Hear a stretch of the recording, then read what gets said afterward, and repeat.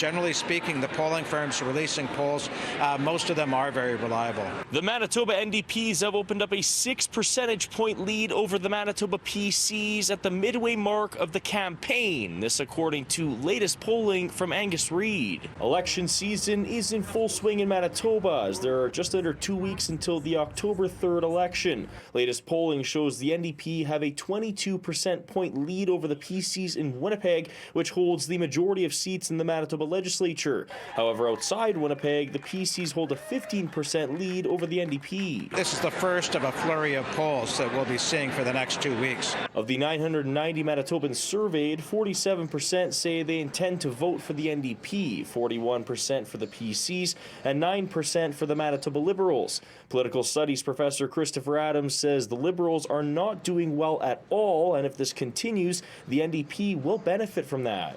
The Progressive Conservatives need to find a way to appeal to middle-class voters in Winnipeg. Each leader responded to the recent polling numbers at a leaders' debate hosted by the Winnipeg Chamber of Commerce in downtown Winnipeg Wednesday. I'm not aware of that, and the only poll that matters is on Election Day. The only poll that matters is the one that's going to be held on the Election Day.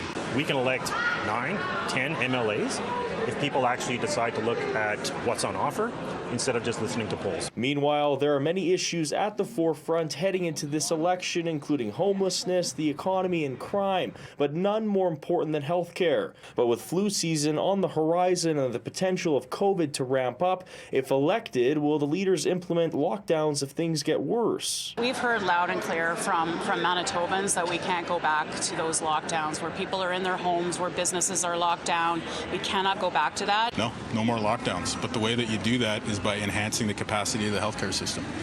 And you're not going to get that with the PCs. To prevent a lockdown, you have to make sure that you're doing things to prevent that lockdown, and this government is doing nothing of that. So it just sounds like if there's another outbreak of COVID, they're just going to let it rip. In Winnipeg, Alex Karpa, City News.